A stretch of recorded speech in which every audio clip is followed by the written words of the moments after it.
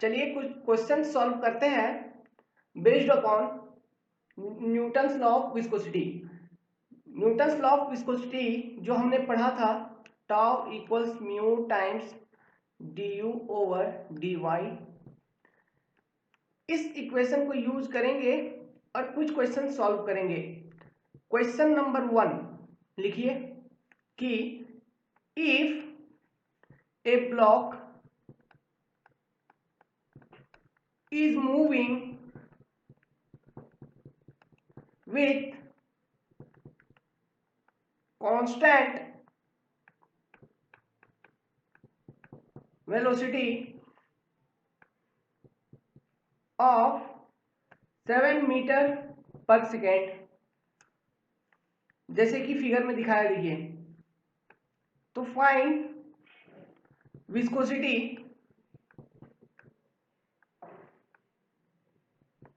of oil provided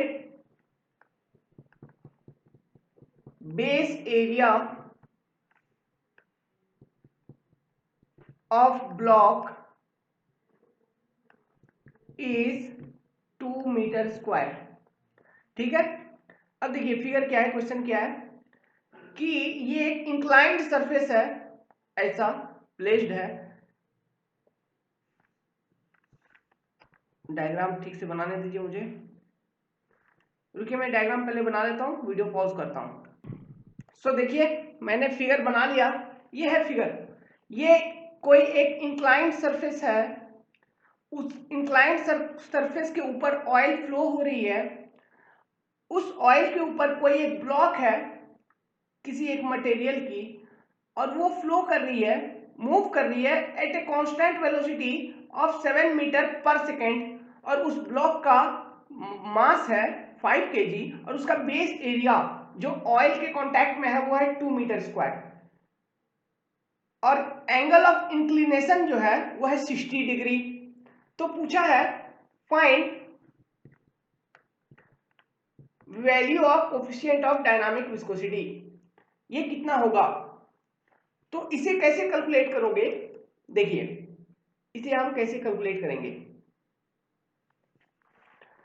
Newton's law क्या कहता है, बेसिक देखिए बेसिक्स क्या है, यहां पे मैकेनिक्स है, पूरा न्यूटन हम यूज करेंगे। न्यूटन्स लॉ कहता है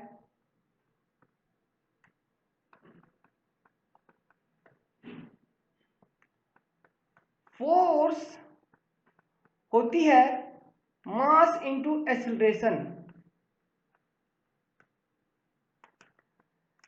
ये एक्सीलरेशन जो होती है ये होती है dv ओवर dt। यहां जो v मैंने यूज किया है इसे कहते हैं वेलोसिटी। अब अगर velocity is constant, velocity equal to constant, तो उसका डेरिवेटिव लोगे किसी भी कांस्टेंट का तो क्या होगा, जीरो होगा, मतलब एक्सीलरेशन इक्वल टू जीरो होगा। तो force in the direction of motion F net will be zero. Okay, ये बेसिक है, हर एक क्वेश्चन में हम यही कॉन्सेप्ट को यूज करेंगे। तो force, net force in direction of motion और in direction of flow of block will be zero, क्योंकि उस ब्लॉक का वेलोसिटी 7 मीटर पर सेकेंड है जो कि कांस्टेंट है, और कांस्टेंट का डेरिवेटिव, कांस्टेंट वेलोसिटी का डेरिवेटिव होगा जीरो, और वेलोसिटी का derivative with respect to time means rate of change of velocity with respect to time is acceleration dv upon dt, which is constant, that is zero. Now तो इसका free body diagram बनाइए। Free body diagram ध्यान से देखिए, basic question है। Free body diagram कैसे बनाएंगे,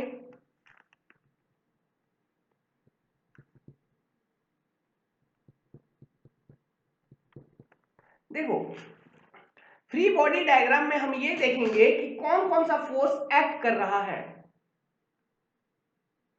okay, ये हॉरिजॉन्टल प्लेन, इसके ऊपर एक इंक्लाइंड सरफेस है जिस पर ब्लॉक फ्लो करती है, फ्लोट कर रही है। मान लो ये ब्लॉक है जो फ्लो कर रही है, यहाँ पे ऑयल है नीचे, तो इसका मास दिया हुआ है 5 kg। तो मास दिया हुआ है 5 kg का मतलब क्या हुआ, इसके सीजी से डायरेक्टली नीचे होगी इस तरह से mg। वेट, ये क्या होगा, weight of block. Angle of inclination कितना दिया हुआ था, 60 डिग्री। तो देखो ये वेट ऑफ ब्लॉक है। अब इसको तुम रिजॉल्व करोगे इनटू रेक्टेंगुलर कोऑर्डिनेट एक्सेस, तो along the motion of block कौन सा फोर्स लगेगा, mg साइन थीटा। और इसके परपेंडिकुलर और एक एक्सिस होगी जिसका एंगल होगा 60 degree, at 60 degree from this axis, और ये क्या होगा, mg cos थीटा होगा। और एक फोर्स लग रही होगी उसके अपोजिट डायरेक्शन में, क्योंकि फ्लो इधर हो रहा है, डायरेक्शन ऑफ मोशन। तो मोशन को रजिस्ट करने के लिए मैंने बताया था एक फोर्स लगेगी जिसे हम कहेंगे ड्रैग फोर्स। ओके, और resistance to motion opposite direction में लगेगा। अब ये ड्रैग फोर्स क्या है, ये जो ड्रैग फोर्स है ये हम कैसे लिखेंगे, shear stress at surface, tau surface into base area, क्योंकि टाउ का यूनिट क्या होगा, न्यूटन पर मीटर स्क्वायर में होगा, और एरिया का यूनिट मीटर स्क्वायर में इक्वल टू न्यूटन, जो कि होगा फोर्स का यूनिट। यही फोर्स को हम कहेंगे ड्रैग फोर्स। ड्रैग फोर्स वो फोर्स हुआ जो मोशन को रजिस्ट करे। समझ में आ रहा है, तो ये ड्रैग फोर्स, तो टाउ सरफेस क्या होगा, टाउ इक्वल्स क्या होता है, न्यूटन लॉ ऑफ विस्कोसिटी के according mu times du over dy into base area, area base equal to tau force में लिखूंगा टाउ एफ। समझ में आ रहा, देखिए तो हमको सब फोर्स मिल गया। अब सब फोर्स का आप एक इक्वेशन निकालिए कि F net in direction of flow equals 0। हमारे पास एक रिजल्ट है, that is net force in direction of flow is 0, as we have net force in direction of flow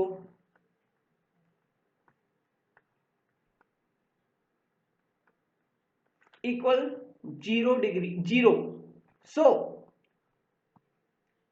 मतलब F net 0 in direction of motion, तो हम कैसे लिख सकते हैं F net 0 को, mg sin theta minus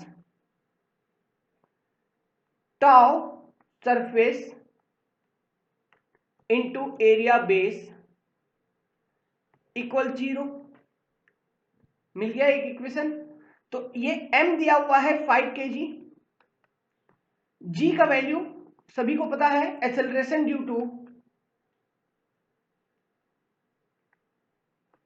two gravity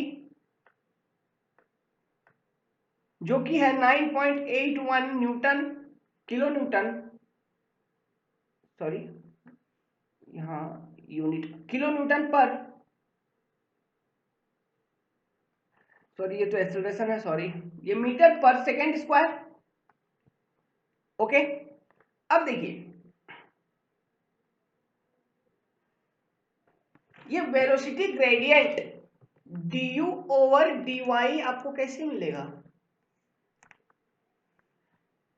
du over dy कैसे मिलेगा, ये देखिए dy जो है क्वेश्चन में दिया हुआ है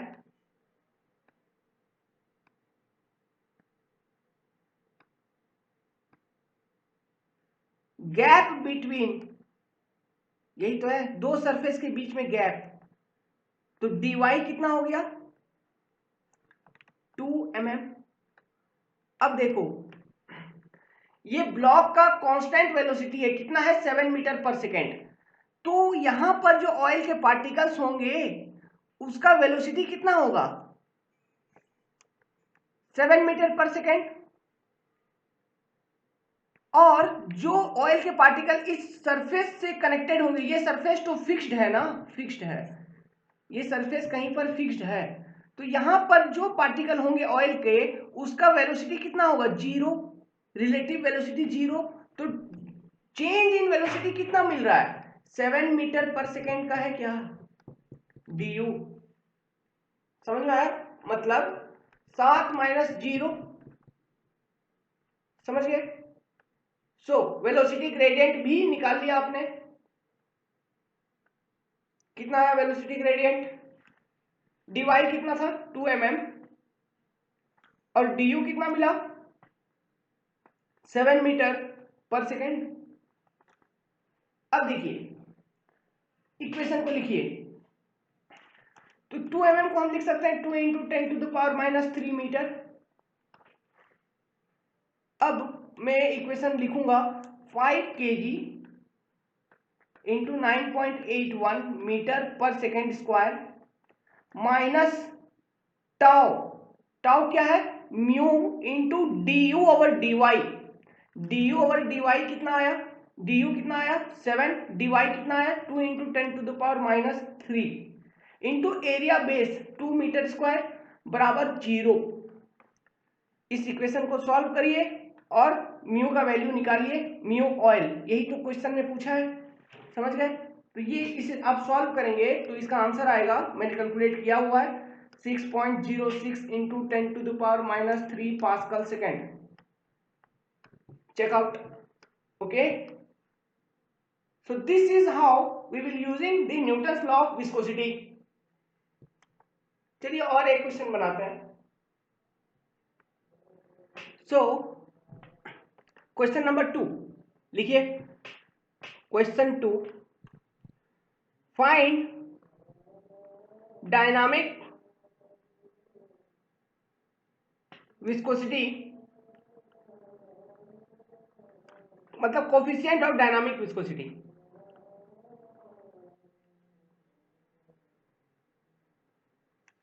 चलिए मैं एक फिगर बना देता हूं पहले, नहीं तो टाइम कंज्यूमिंग होगा। सो डायग्राम देखिए, दिख रहा है डायग्राम, ये डायग्राम जो है इसमें ये सब, ये क्या दिखा रहा है देखिए, ये जो आउटर लाइंस में बनाया हूं, ये लाइन एक कुआं है, मान लीजिए एक कुआं है, ओके, जिसका डायमेंशन इंफिनिटी है, मतलब हमको पता नहीं वो कहाँ कितना मीटर का कुआं है, डेप्थ कितना मीटर है उस कुएं का, या फिर हाइट कितना मीटर है ये पता नहीं, लेकिन वो एक कुआं है। उस कुएं में एक सिलेंडर, एक सिलेंड्रिकल शेप का एक सॉलिड ऑब्जेक्ट फॉल कर रहा है, और उस सॉलिड ऑब्जेक्ट का जो फॉलिंग वेलोसिटी है वो है 5 मीटर पर सेकेंड, जो कि कांस्टेंट है। अब ये जो वेल है उसका भी साइड्स मूव कर रहा है in opposite direction to direction of movement of cylinder, मतलब सिलेंडर नीचे आ रही है उस कुएं में और कुआं ऊपर जा रहा है। तो सिलेंडर का जो फॉलिंग वेलोसिटी है वो है 5 मीटर पर सेकेंड, और इसका जो राइजिंग वेलोसिटी है ये है 3 मीटर पर सेकेंड। देखिए मैंने यहाँ दिखाया हुआ है, समझ गए। वो सिलेंडर कुछ ऐसा है, उसका डायमेंशन देखिए 2 मीटर उसका रेडियस है और लेंथ है 1.5 मीटर और उसका मास है 10 kg। और ये जो गैप है उस वेल का एज और सिलेंडर का एज में वो 2 mm है, कांस्टेंट गैप है। ये 2 mm इधर और ये 2 mm इधर भी 2 mm है, यहां से यहां भी 2 mm है, ठीक है। ये क्वेश्चन है, क्वेश्चन ये है कि ये जो फ्लूइड है बीच में इसका डायनामिक विस्कोसिटी कितना होगा, म्यू कितना होगा, ये हमको निकालना है। तो सबसे पहले देखिए फ्री बॉडी डायग्राम बनाओ। फ्री बॉडी डायग्राम हम कैसे बनाएंगे इस केस में, देखिए ऐसा दिया हुआ है क्या, मान लो सिलेंडर का हम फ्री बॉडी डायग्राम बनाएंगे अगर, ये सिलेंडर का, ये मान लो ये सिलेंडर है, इसका फ्री बॉडी डायग्राम बनाओ, तो सिलेंडर का वेट नीचे एक्ट कर रहा होगा mg mass into acceleration due to gravity. Okay, और सिलेंडर का मूवमेंट डायरेक्शन किधर, इधर, ये है direction of movement of cylinder. ये वेलोसिटी कितना दिया हुआ है, 5 मीटर पर सेकेंड का है। तो देखिए जिस दिशा में मूवमेंट होगी उसके अपोजिट डायरेक्शन में एक फोर्स लगेगा, ड्रैग फोर्स लगेगा। तो ये ड्रैग फोर्स लग रहा है इधर, मान लो क्या, ये तो लगेगा अपोजिट डायरेक्शन में, मोशन को रेजिस्ट करेगा। ये जो F है, ये क्या, कौन सा F है, resisting force.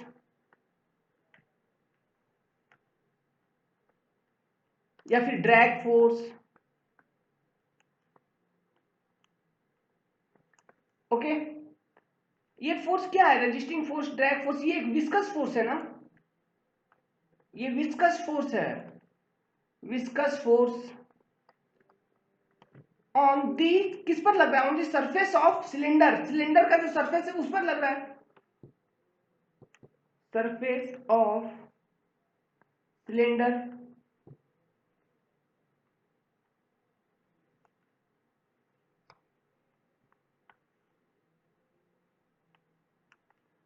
Cylinder of length equal to L equal to 1.5 metre and radius equal to 2 metre, इस पर लग रहा है ये विस्कस फोर्स। अब देखिए सिलेंडर के रेस्पेक्ट में हम फ्री बॉडी डायग्राम बना रहे हैं, ये सिलेंडर है, फ्री बॉडी डायग्राम, यही फोर्स लग रहा है इस पर और कुछ नहीं है। ओके, सो देखो कि सिलेंडर का वेलोसिटी ऑफ सिलेंडर कांस्टेंट है, तो एक्सेलरेशन क्या होगा, 0। So net force in direction of motion will be 0। ठीक है, तो रिजॉल्व करिए, net force in direction of motion कैसे लिखोगे, कौन कौन सा फोर्स एक्ट कर रहा है। सबसे पहले तो लिखिए gravity force mg, okay, mg minus viscous force लग रहा है।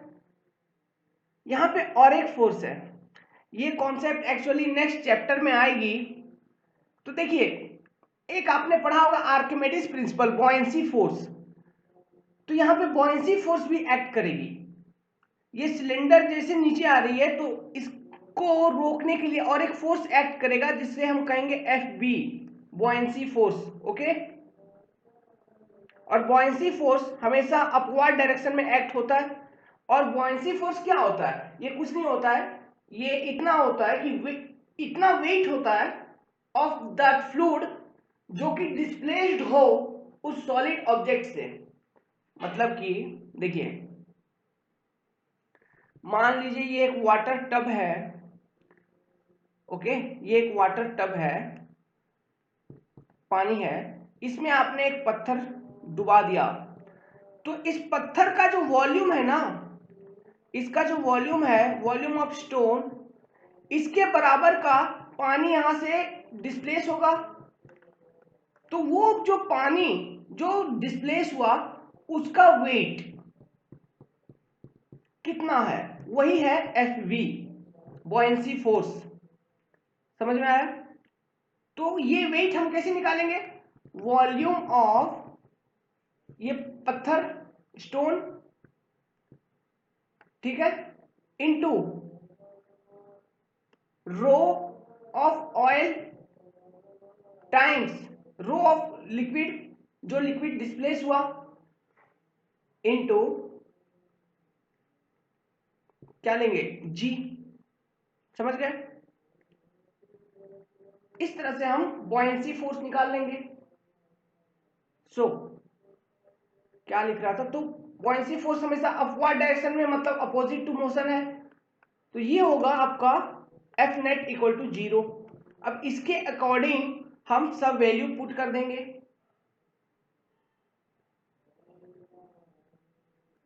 तो मान लीजिए वो जो लिक्विड है, रो लिक्विड, उसका डेंसिटी है, आपको डेंसिटी उसका दिया हुआ है, मान लो कुछ भी ले लो, 700 ले लो, 700 kg पर मीटर क्यूब का उसका डेंसिटी है। ठीक है, ये डेंसिटी मैंने कंसिडर कर लिया। एग्जाम्पल, ये सब एग्जाम्पल प्रॉब्लम है।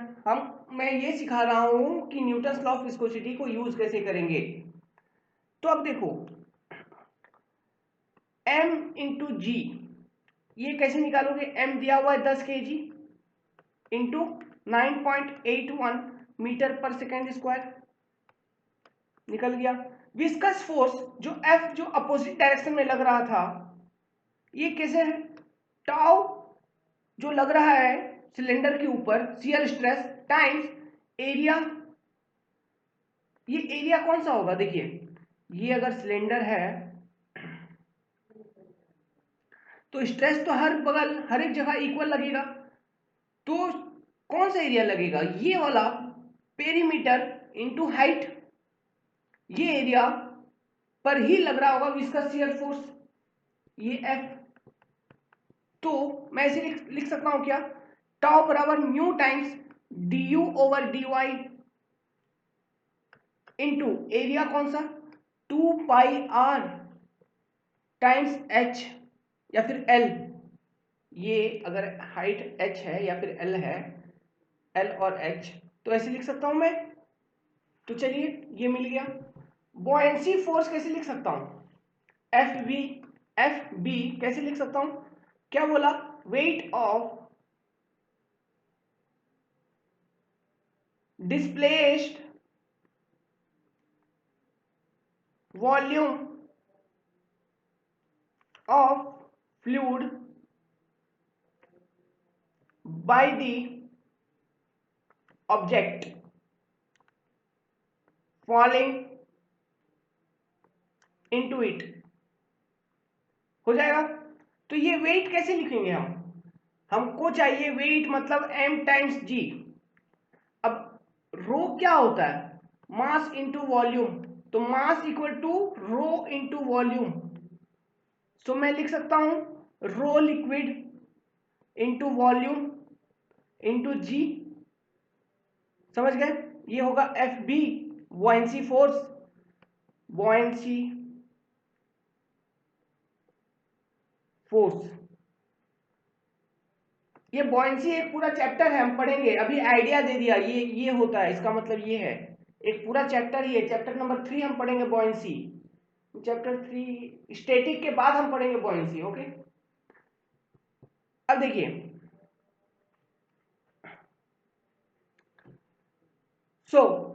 जो हमारे पास इक्विलिब्रियम इक्वेशन था,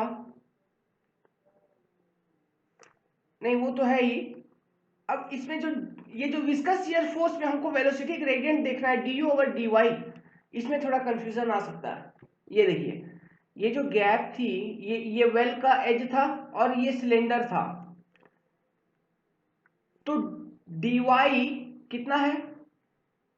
इसी में ना ऑयल है। dy कितना है? 2 mm है। इसका वेलोसिटी है 5 मीटर पर सेकेंड और इसका वेलोसिटी है 3 metre per second. Okay, opposite direction में है, तो चेंज इन वेलोसिटी, इधर मैं वेलोसिटी का डायग्राम बनाऊंगा, कैसे होगा? ये देखिए,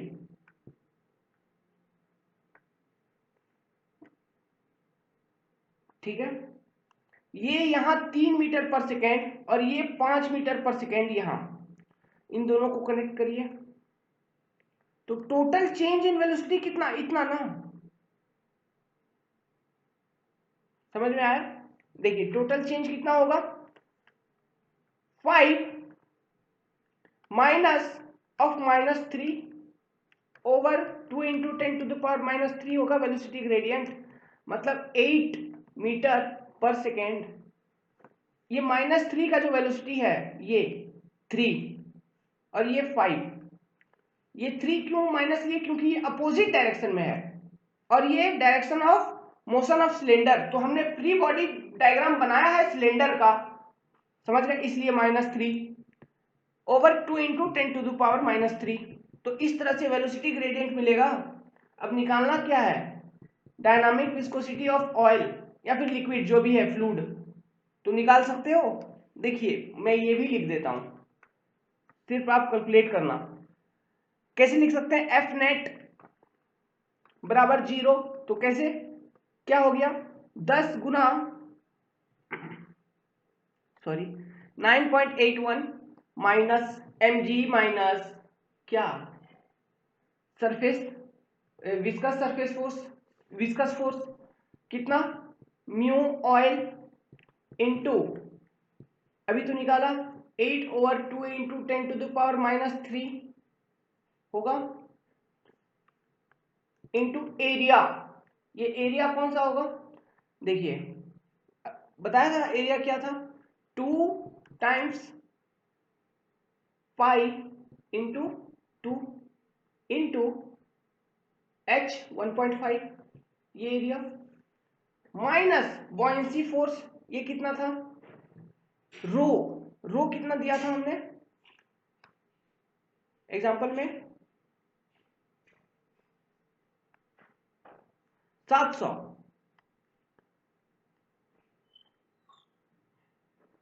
सो 700 इंटू वॉल्यूम इंटू 9.81 पहले लिख लो, इंटू वॉल्यूम क्या होगा, वॉल्यूम देखिए सिलेंडर का वॉल्यूम क्या होगा π/4 टाइम्स d² या फिर r²। d कितना होगा 4 का स्क्वायर, π/4 d²। एरिया हो गया, ये वॉल्यूम ये होगा ना, इसका ये एरिया इंटू ये हाइट h, समझ गए, इंटू 1.5 इक्वल्स टू 0। सब वैल्यू है, म्यू ऑफ ऑयल निकालिए, कितना होगा आंसर, जो भी होगा बता दीजिएगा, ठीक है। तो इस तरह से हम यूज करेंगे न्यूटन्स लॉ ऑफ विस्कोसिटी। तो जो भी क्वेश्चन आए न्यूटन्स लॉ ऑफ विस्कोसिटी पर हड़बड़ाइएगा नहीं, सिंपल है, आराम से कैलकुलेशन करिएगा, निकल जाएगा आंसर।